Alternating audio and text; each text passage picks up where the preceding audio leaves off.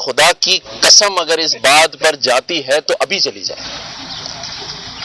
کیا یار کیسا معاشرہ ہے کہ ظلم کے خلاف آواز نہیں اٹھا سکتے. کیوں نہیں اٹھائیں گے؟ میں آواز اٹھاؤں گا لیکن مثبت آواز اٹھاؤں گا. کوئی اسے تنقید نہ سمجھے. اگر کوئی سمجھ رہا ہے تو وہ ناواقف ہے. میں تو یہ کہہ رہا ہوں کہ یہ ہمارا سانجھا مسئلہ ہے. جتنی تکلیف میرے پیپلز پارٹی کے بھائیوں کو ہے اتنی ہی مجھے ہے. ہو سکتا ہے مجھے کم ہو ان کو زیادہ ہو.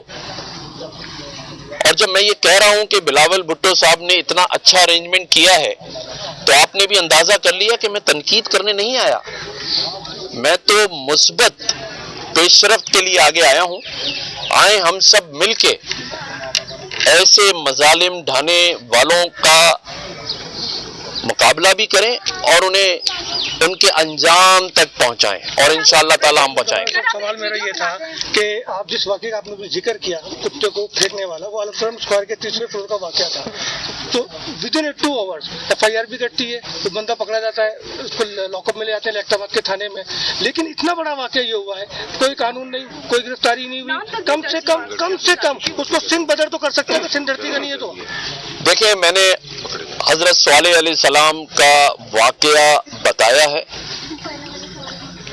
اگر اس کے بعد بھی اس پر عمل درآمد نہیں ہوتا مجرم سلاخوں کے پیچھے نہیں ہوتا تو پھر میں اپیل کروں گا چیف جسٹس آف پاکستان سے کہ جہاں آپ بہت سارے سو موٹو لیتے ہیں آئیں ایک بے زبان کے لیے بھی سو موٹو لیں.